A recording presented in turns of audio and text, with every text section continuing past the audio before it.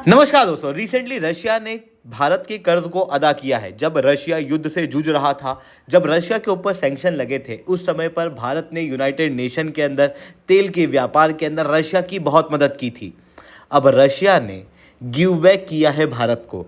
China की बजाय Russia ने भारत को आइस ब्रेकर शिप बनाने का कॉन्ट्रैक्ट दिया है, जिसकी मदद से आने वाले समय में शिप बिल्डिंग इंडस्ट्री के अंदर भारत की डोमिनेंस देखने को मिलेगी। इवन नॉर्दर्न सी रूट के अंदर भी भारत की डोमिनेंस और ज़्यादा डेवलप होगी। अब ये सारी चीज़ें किस तरीके से होगी, भारत को क्या क्या बेनिफिट इस कॉन्ट्रैक्ट की वजह से मिलेगा, इन सारी चीज़ों को मैं शुभेंदु चौहान डिटेल में आप लोगों के साथ में चर्चा करूंगा। बट उसके पहले आप लोग मेरे साथ में SRC10 टेलीग्राम ग्रुप के ऊपर जुड़ सकते हो। मेरे क्लास के अपडेट, PPT, PDF सब कुछ आपको मिल जाएगी। यूपीएससी CSE की तैयारी करना है, इंडिया के टॉप एजुकेटर से ऑफलाइन क्लास के अंदर पढ़ना है, तो आप लोगों के पास में अच्छा मौका है। अनअकैडमी अब केवल ऑनलाइन ही रहा, अनअकैडमी अब ऑफलाइन भी आ चुका है। दिल्ली के करोलबाग, मुखर्जी नगर के अंदर, प्रयागराज के सिविल लाइंस के अंदर ऑलरेडी हमारे सेंटर्स खोले जा चुके हैं, जहां पर इंडिया के ये टॉप एजुकेटर्स आप लोगों को ऑफलाइन क्लास के अंदर पढ़ाएंगे, जिनके द्वारा GS, CSET, current affairs, ethics, optional यानी कि कंप्लीट यूपीएससी की तैयारी आप लोगों को कराई जाएगी। साथ में आप लोगों को दी जाएगी 1-on-1 मेंटरशिप, वो भी एक ऐसे प्लेटफॉर्म से जो सबसे ज़्यादा रिलायबल है।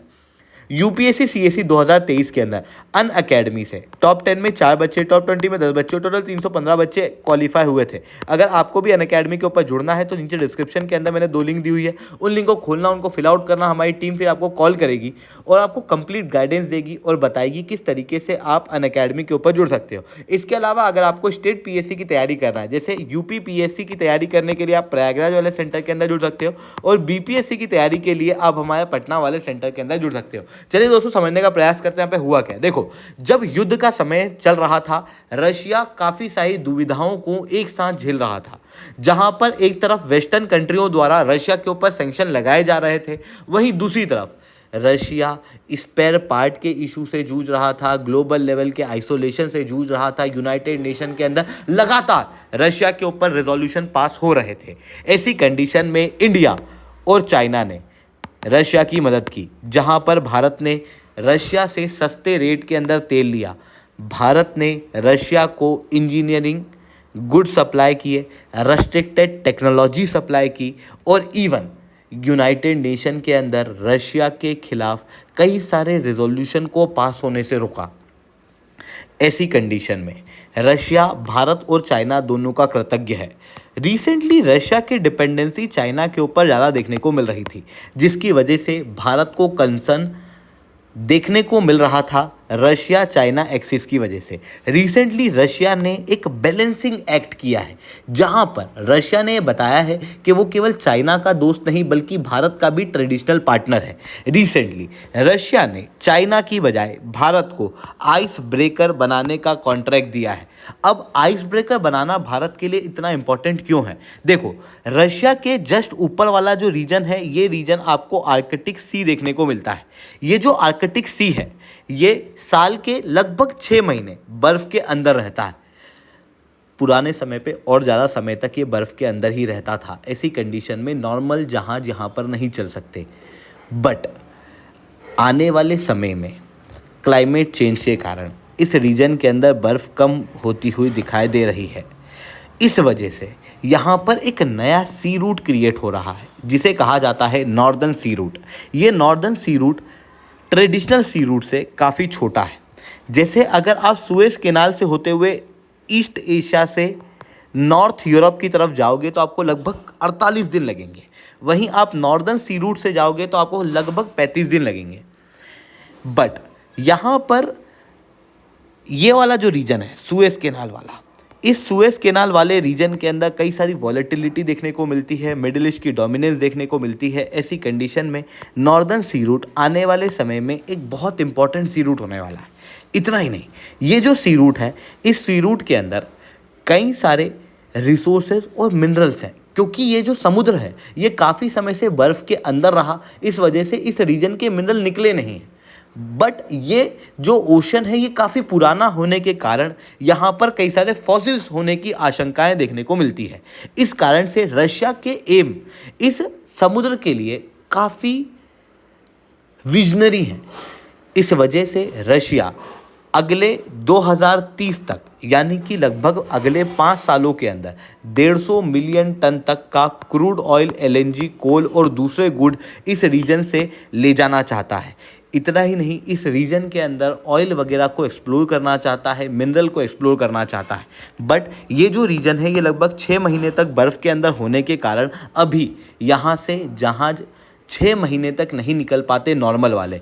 इस कारण से हम लोगों को इस रीजन के अंदर इस तरीके के जहाज़ों की ज़रूरत पड़ती है। इन जहाज़ों को कहा जाता है आइस ब्रेकर, और इसी कारण से रशिया अभी के समय पे लगभग 50 आइस ब्रेकर और आइस ट्रैवलिंग शिप को बनाना चाहता है। बट रशिया के सामने एक रेस्ट्रिक्शन है, रशिया खुद ये जहाज़ नहीं बना सकता क्योंकि अभी रशिया डिफेंस इक्विपमेंट डेवलप कर रहा है युद्ध के लिए। वहीं दूसरी तरफ जो यूरोपियन शिपयार्ड काफ़ी समय से ये आइस ब्रेकर रशिया को सप्लाई किया करते थे, अब ये सप्लाई नहीं कर रहे हैं क्योंकि यूनाइटेड स्टेट्स ऑफ अमेरिका द्वारा यहाँ पर सैंक्शन लगाए गए। इतना ही नहीं, चाइना, साउथ कोरिया, जापान जैसे देश के आइस ब्रेकर्स या इन रीजन के जो शिपयार्ड्स हैं ये 2028 तक बिजी हैं। ऐसी कंडीशन में रशिया के पास में भारत के अलावा और कोई अच्छा ऑप्शन नहीं है। इस कारण से रशिया के द्वारा भारत को ये आइस ब्रेकर बनाने का कॉन्ट्रैक्ट दिया गया। चाइना ने भी इसके अंदर टेंडर भरा था, बट चाइना को यहाँ पर इग्नोर किया गया क्योंकि चाइना के ऊपर ऑलरेडी रशिया की डिपेंडेंसी बहुत ज़्यादा है और रशिया अपनी डिपेंडेंसी को और ज़्यादा चाइना के ऊपर नहीं कर सकता, नहीं तो रशिया खुद भी चाइना के डेब्ट ट्रैप के अंदर फंस जाएगा। इसी कारण से रशिया द्वारा रिसेंटली आइस ब्रेकर बनाने का कॉन्ट्रैक्ट जो है वो भारत को दिया गया है, जो लगभग 6,000 करोड़ का कॉन्ट्रैक्ट माना जा रहा है। भारत सरकार इस आइस ब्रेकर को बनाने के लिए 2 नए शिपयार्ड से बात कर रही है। इतना ही नहीं, जो रशियन कंपनी रोसातोम है वो भी भारत की इस शिपयार्ड को बनाने में या कहूँ इन आइस ब्रेकर को बनाने में मदद करेगा।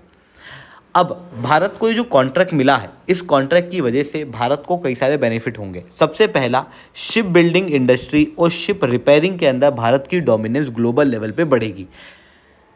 ऑलरेडी चाइना जो कि शिप रिपेयरिंग के अंदर काफ़ी अच्छा देखने को अभी तक मिल रहा था, बट चाइना +1 स्ट्रेटजी के चलते कई सारी कंट्रियां चाइना से अपनी डिपेंडेंसी को कम कर रही है। जैसे यूनाइटेड किंगडम और यूनाइटेड स्टेट्स की टॉप शिप्स जो हैं वो अब चाइना न जाते हुए भारत के अंदर रिपेयर कराने आ रही है। अब रिपेयरिंग के साथ में भारत के अंदर शिप बिल्डिंग भी लगातार तेज़ी से डेवलप हो रही है। चाहे आप मजडॉक के अंदर बात करो, चाहे आप डिफेंस शिप की बात करो या दूसरी शिप की।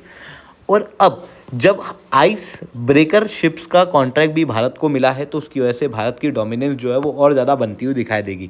इतना ही नहीं, भारत और रशिया की पार्टनरशिप और ज़्यादा गहरी होगी और चाइना इस पार्टनरशिप को कमज़ोर करने का प्रयास करेगा। बट वहीं दूसरी तरफ चाइना और रशिया की जो एक्सिस है वो कमज़ोर होती हुई इस कॉन्ट्रैक्ट की वजह से साफ दिखाई देगी। बट यहाँ पर कुछ चैलेंजेस भी हैं। देखो, रशिया जिस नॉर्दर्न सी रूट को डेवलप करना चाहता है वो रीजन आर्कटिक सी जैसा नहीं है।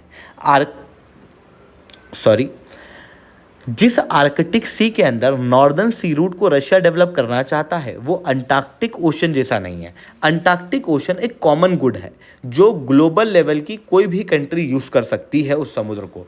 बट आर्कटिक सर्कल के लिए इस तरीके की कोई ट्रीटी देखने को नहीं मिलती। इवन आर्कटिक सर्कल के अंदर ग्लोबल लेवल की टॉप कंट्रियां हैं जो आपस में बड़े कंटेंडर्स हैं, जैसे Russia, Canada, United States of America, Norway, Sweden, Iceland. और इसी कारण से ये जो नॉर्दर्न सी रूट है ये आने वाले समय में एक बड़ा कॉन्फ्लिक्टिंग रीजन हो सकता है, जिसकी वजह से भारत भी इस कॉन्फ्लिक्ट का पार्ट होगा। इतना ही नहीं, ये जो नॉर्दर्न सी रूट के अंदर आइस ब्रेकर बनाने का टेंडर भारत को दिया गया, ये टाइमली वे में भारत को आइस ब्रेकर बना के देने पड़ेंगे, जो कि अपने आप में एक बहुत बड़ा चैलेंजिंग इशू है क्योंकि भारत में ऑलरेडी रेड टेपिज्म देखने को मिलता है। जो जहाज़ वगैरह के टेंडर इंडियन आर्मी और इंडियन नेवी द्वारा दिए गए हैं भारत की कंपनियों को, उनके अंदर लगातार हम लोग को डिले देखने को मिल रहा है। ऐसी कंडीशन में टाइमली आइस ब्रेकर की डिलीवरी करना अपने आप में एक चैलेंजिंग इशू देखने को मिल सकता है। आई होप ये सारी बातें आपको समझ में आई होंगी। लेक्चर अच्छा लगा हो तो लाइक करना, लेक्चर बहुत अच्छा लगा हो तो नीचे कमेंट करना। यूपीएससी सीएससी की तैयारी करना, इंडिया के टॉप एजुकेटर से ऑफलाइन क्लास के अंदर पढ़ना है तो आप लोगों के पास में अच्छा मौका है। अनअकैडमी अब केवल ऑनलाइन ही रहा, अनअकैडमी अब ऑफलाइन भी आ चुका है। दिल्ली के करोल बाग, मुखरी नगर के अंदर, प्रयागराज के सिविल लाइन्स के अंदर ऑलरेडी हमारे सेंटर्स खोले जा चुके हैं। अगर आपको हमारा सेंटर देखना है तो इस वीडियो को एंड तक देखना।